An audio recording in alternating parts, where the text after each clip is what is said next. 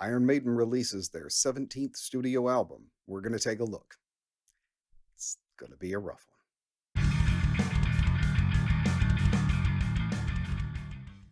So, the new Iron Maiden. I wouldn't usually do an album review on the channel, but I felt with such a prominent player like Steve Harris, who we often talk about, we had to take a dive in and take a look. So, we'll talk about his parts and his contribution in isolation, but let's take a look at the album overall. The new album is called Senjutsu, which apparently loosely translated into English means phoning it in. I think that tells you how the rest of the review is going to go. Man, I really sat and took some time before I put this one out to see if a few listens would improve things, but I was left with the same opinion. Senjutsu sounds to me like they had a couple of good ideas for a song, so they just kept using that template to rewrite new songs. The tempos are slow. It really just feels like something somebody did out of obligation less than something out of enthusiasm. There are no real hints of anything of the glory days of Maiden that we all come to love. Songs like Aces High, 2 Minutes to Midnight, the real headbanging, fist pounding type of sounds that we've come out with them. And not all of them need to be that. We, also have Rhyme of the Ancient Mariner and longer songs like that have turned into classics. But these feel a lot more like failed attempts at those songs than anything like a new direction. Some of the worst offenders on here are the intros. Not every song needs a 2-minute long intro. Good God. I mean, halfway through this, I'm getting baby neck every time a new song comes on. Just unbearable. And it's the same template. Songs that some of the shorter ones are 7 minutes long, and then you're going to 9, 10, 11 minutes. The second disc, honestly, I really just don't see as necessary. All the long, really overwrought songs are on that. And if you're going to write a long song, that's great. But it, like Rhyme of the Ancient Mariner or something, should be made up of different parts and movements, whereas these songs seem to be far more made up of just repeating the same part over and over. They easily could have cut these songs down drastically and made them much tighter and to the point. Again, I'm not ragging on prog metal. I love long music when it's appropriate, though, but just stretching out an arrangement, it just becomes tedious and boring and ruins what good ideas might have been there to begin with.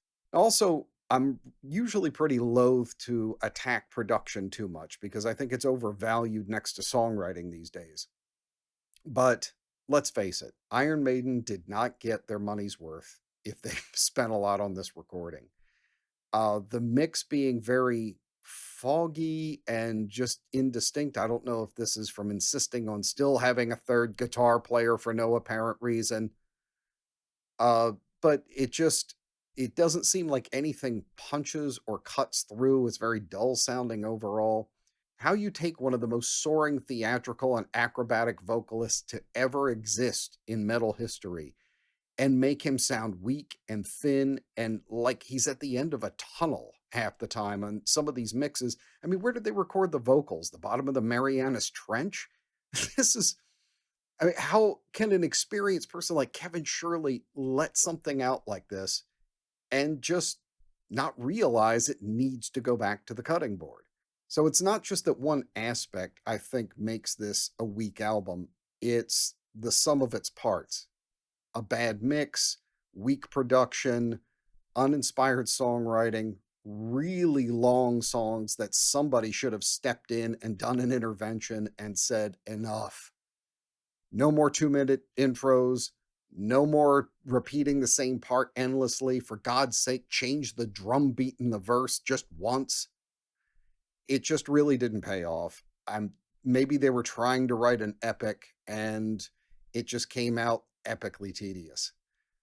There are a couple small moments that harken back to the Iron Maiden we knew. And I don't think it's any coincidence that it's two of the shorter and more to the point out songs on the album. The standouts to me are Stratego and Days of Future Past.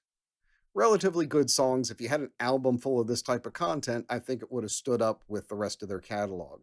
But here they seem more like reminders of the band that we really hope to hear, but didn't seem to make it into the studio for this album.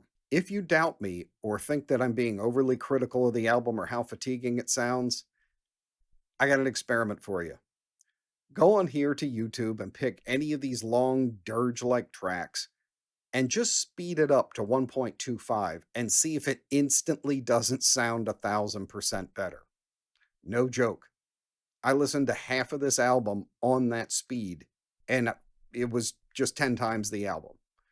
Just lethargic performances, no fire to it, no inspiration, and just adding 25% more speed made it sound a lot more like the Iron Maiden we all know and love and kind of wish would put out a newer album. So because of all those factors, I really didn't think a track by track autopsy was really going to do anybody any good. So the last point I want to get to is Steve Harris. He's arguably the bassist that launched 1,000 metal bass ships. And much like all the other criticisms I have about the album, it's unfortunately the same thing here. And I hate to do it because, man, I love me some Steve Harris. But it's the same Gallop feel. And fair enough, Iron Maiden, you're getting that Gallop feel. But just following the guitars, not nearly as distinct in the mix as he usually is. I mean, this isn't Power Slave by any stretch or anything like that, where he's practically driving the locomotive. He almost sounds secondary in a lot of these parts, drowned out, and there are none of the great Harrisisms that we've come to love, the Wrathchild pieces, the riffs in Aces High, and the quick box-shaped pentatonic fills that we all love to sit down and learn.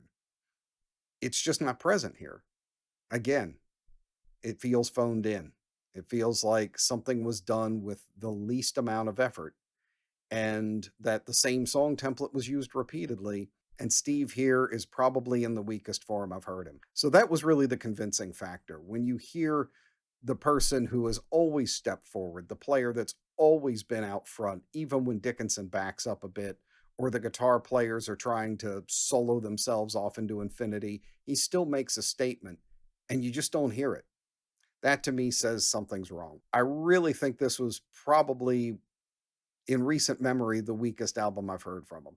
The long songs need to go, the endless repetition, the tempos need to come up, and the enthusiasm, they just need to find it somewhere. Long songs and a double album? I feel like you need to pick a road there. One can be interesting, the other can be very cool. Combined, it is audio chloroform. It's just way too much of a only sometimes good thing. So that's the short and not so sweet version of this. I was hoping for better. Again, there's a couple of moments that'll probably grow with me, like the two songs mentioned. But overall, I got to say, pretty disappointing. And I think that Kevin Shirley owes this band an apology and a refund. Hopefully, they decide to go on a different path songwriting wise on the next one and give it a new production team because God knows they need it. In any case, I'm sure there's some disagreement, some things you think I may have missed, or do you agree with me? Hit me up in the comments. Let me know what you thought on this, and are there places that you think I may have missed and need to be pointed out? I'm always up for being corrected, but I don't think that's going to happen with this snooze fest. So that covers it for Senjutsu. I appreciate you listening, good, bad, or indifferent, and I will see you on the next one.